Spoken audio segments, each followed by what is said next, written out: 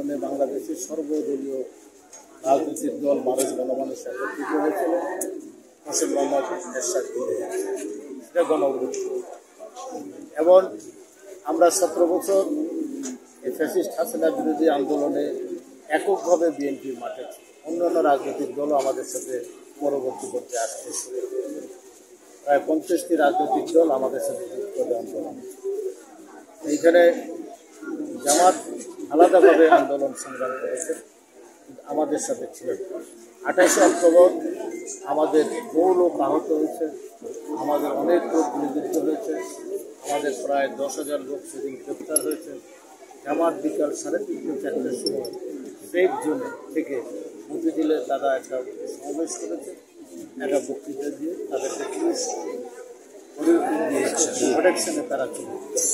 অতএব আন্দোলন সংগ্রামের মধ্যে এমন আরেকটি প্রশ্ন আসছে যে ঢাকা বিশ্ববিদ্যালয় যারা এই মাস্টার মাইন্ড দাবি করেন, যারা মূল দাবিদার বলেন, তারা কিন্তু এই 15টি বছর ঢাকা বিশ্ববিদ্যালয়ে ছিলেন, হলে ছিলেন, ছাত্রলীগের নামেই তারা ছিলেন।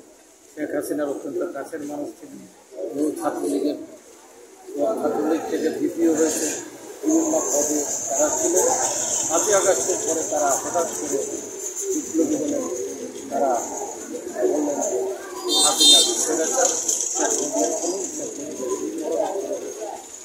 এই 15টি বছর একটি দলের ছাত্রছায়া থেকে আপনার হালুয়া রুটি মাখন সব সরকারি সমস্ত ফ্যাসিলিটি নিয়ে এরপরে বললেন যে ওনারা আরেকটি দলের এর থেকে জাতি কি আসে, এই যে নৈতিকতা কোথায়, আদর্শ কোথায়, যিনি একটি দলের মধ্য থেকে গুপ্ত অবস্থায় থেকে রাজনীতি করেছে, পরে নিজে ভোট পাবে। আমি মনে করি আমাদের 17 বছর 50টি রাজনৈতিক দল যারা 2024-এর সাথে নির্বাচনে অংশগ্রহণ করে নাই, সাথে এই যারা করে নাই তারাই হচ্ছেন প্রকৃতিভাবে এই আন্দোলনের উপকার। সারা বাংলাদেশের মেহনতি মানুষ রাস্তায় নেমে এসেছিলেন। অত্যন্ত দুর্ভাগ্যের বিষয় ঢাকা বিশ্ববিদ্যালয়ের এই আন্দোলন যারা দাবি করে তারা কেউ একটা লাঠি পিটাও খান নাই, কেউ গুলিবিদ্ধ হন নাই, কেউ শহীদ হন নাই। ঢাকা বিশ্ববিদ্যালয় বেসরকারি বিশ্ববিদ্যালয় স্কুল কলেজে 147 জন ছাত্র শহীদ হয়েছেন, 2000 মানুষ শহীদ হয়েছেন নির্বাচন জনতা।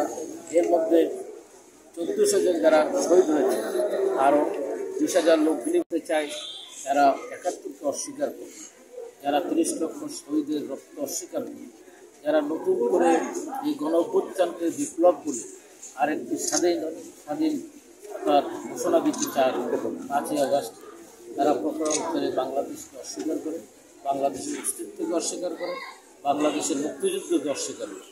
যারা মুক্তিযুদ্ধের মাধ্যমে সংবিধানকে অস্বীকার করে তারা বাংলাদেশের নাগরিক হওয়ার যোগ্য। অতএব এদেরকে ভোট চাওয়ারও কোনো অধিকার নেই। এবং ক্লিয়ার পদ্ধতির মাধ্যমে যারা বিশৃঙ্খলা সৃষ্টি করে দেশের নির্বাচনকে ব্যাহত করতে চায়, তারা প্রকারণ করে আরেকটি কোনো দেশের এজেন্ডা বাস্তবায়ন করতে চায়। অতএব বাংলাদেশে যদি নির্বাচন না হয়, বাংলাদেশের কোনো উন্নয়ন হবে না, বাংলাদেশের স্বাধীনতার সার্বভৌমত্ব থাকবে না। আপনার সাংবাদিক মানুষ, আপনার আমার চেয়ে ভালো জানেন, রাজনীতির কারণে বাংলাদেশ আজকে একটা কঠিন সংকটের মুখে। এর থেকে উত্তরণ করতে হলে একটা নির্বাচিত সরকার ছাড়া না হলে আমাদের পার্বত্য চট্টগ্রাম থাকবে না, আমাদের চট্টগ্রাম বন্দর থাকবে না। বাংলাদেশের গার্মেন্টস ইতিমধ্যে 24 লক্ষ শ্রমিক বেকার হয়েছেন গত 1 বছরে। এটা যদি আরও থাকে তাহলে আমাদের অবস্থা একসময় শ্রীলঙ্কার গৃহযুদ্ধের কারণে আমাদের দেশে গার্মেন্টস চরমান নিয়েছে। অতএব আমাদের অবস্থা আফগানের মতো হবে, আমাদের অবস্থা সিরিয়া অবস্থা হবে, আমাদের অবস্থা ইরাকের মতো। যারা এই উগ্র মৌলবাদী রাজনীতির নামে বাংলাদেশে ধর্ম প্রিয় মানুষকে প্রতারিত করতে চান ধর্মের নামে, আপনারা দেখবেন যে আল্লাহ ভোট দিলে আপনি বেহেশতে যাবেন, ধানের শীষে ভোট দিলে আপনি জাহান্নামে যাবেন। এই কে নির্ধারণ করবে?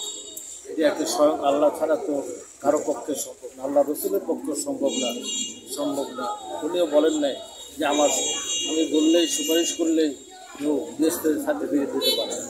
অতএব এই ব্যাপারে যারা মহিলাদেরকে বিভ্রান্ত করতে চান, যারা বলেন যে জামাত ইসলাম করলে বেহেশতে যাবে, এটা হচ্ছে সে বড় শের। এর চেয়ে ইমান আকিদার বিরোধী কোনো কর্ম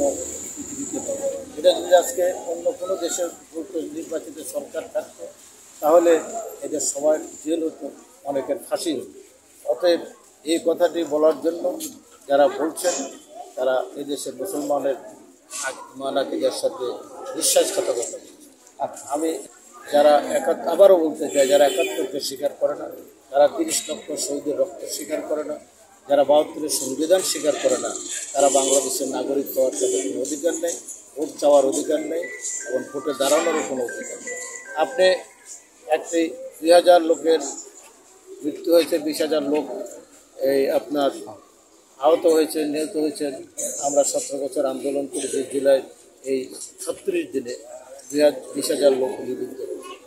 এ কারণে যদি শেখ হাসিনা এবং আওয়ামী লীগ নিষিদ্ধ হয় তাহলে ৭১-এ যারা আমাদের মা বোনদেরকে গণিমতের মাল বলে পাকিস্তান হানাদার বাহিনীর কাছে উঠিয়ে দিয়েছেন, ৩০ লক্ষ শহীদের রক্তের সাথে বেমানি করে তারা পাকিস্তানের পক্ষে যুদ্ধ করেছেন, আমাদেরকে হত্যা করেছেন, তাদেরকেও বাংলাদেশে নিষিদ্ধ আগে হওয়া উচিত।